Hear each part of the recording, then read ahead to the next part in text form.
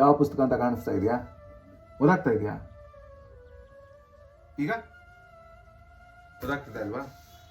ನಮ್ಮ ಜೀವನದಲ್ಲೂ ಹಾಗೇನೆ ಯಾವುದಾದ್ರೂ ವಿಷಯ ಯಾಕೆ ನಡೀತಾ ಇದೆ, ಅದು ಎಲ್ಲಿ ಯಾಕಿದೆ, ಅದ್ರ ಹಿಂದೆ ಇರೋ ಕಾರಣಗಳೇನು, ಯಾರು, ಅವೆಲ್ಲ ಗೊತ್ತಾಗಬೇಕು ಅಂತಂದ್ರೆ ನಾವು ತುಂಬಾ ಹತ್ರ ನಿಂತ್ಕೊಂಡಿದ್ರೆ ಗೊತ್ತಾಗೋದಿಲ್ಲ.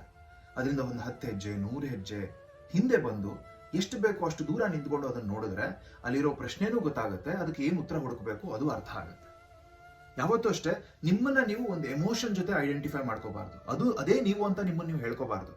ನಾನು ಕೋಪಿಷ್ಟ, ನಾನು ದುಃಖಿ ಅಂತ ಹೇಳ್ಕೊಂಡ್ರೆ ಅದು ನೀವಾಗ ಹೋಗ್ತೀರ. ಆದ್ರೆ ನನಗೆ ಕೋಪ ಫೀಲ್ ಆಗ್ತಾ ಇದೆ, ನನಗೆ ದುಃಖ ಫೀಲ್ ಆಗ್ತಾ ಇದೆ, ಅದೊಂದು ಭಾವನೆ, ಈಗ ಅದ್ರ ಥ್ರೂ ನಾನು ಹೋಗ್ತಾ ಇದ್ದೀನಿ ಅಂತ ಅನ್ಕೊಂಡ್ರೆ ಅದನ್ನ ನಿಮ್ಮಿಂದ ನೀವು ಸಪರೇಟ್ ಮಾಡ್ಕೊಳ್ತೀರಾ. ಯಾವುದನ್ನ ನಿಮ್ಮಿಂದ ನೀವು ಸಪರೇಟ್ ಆಗಿ ಮಾಡ್ಕೊಳ್ತೀರಾ, ದೂರ ಇಡ್ತೀರಾ, ಅದಕ್ಕೊಂದು ಸೊಲ್ಯೂಷನ್ ಅಂತ ಹುಡ್ಕೋಕ್ ಸಾಧ್ಯ ಇದೆ. ಒಂಥರ ನಿಮ್ಮ ಎದುರುಗಡೆ ಇರೋ ಆಹಾರಕ್ಕೆ ನಿಮ್ಮ ದೇಹದ ಭಾಗಕ್ಕೆ ಇರೋ ವ್ಯತ್ಯಾಸ ಇದ್ದ ಹಾಗೆ. ನಿಮ್ಮ ದೇಹದ ಭಾಗ ಕೊಳೆಯೋಕ್ ಶುರು ಮಾಡಿದ್ರೆ ಅದನ್ನ ಕತ್ತರಿಸ್ಕೊಳ್ಳೇಬೇಕಾಗತ್ತೆ, ದೇಹದಿಂದ ಬೇರೆ ಮಾಡ್ಲೇಬೇಕಾಗತ್ತೆ.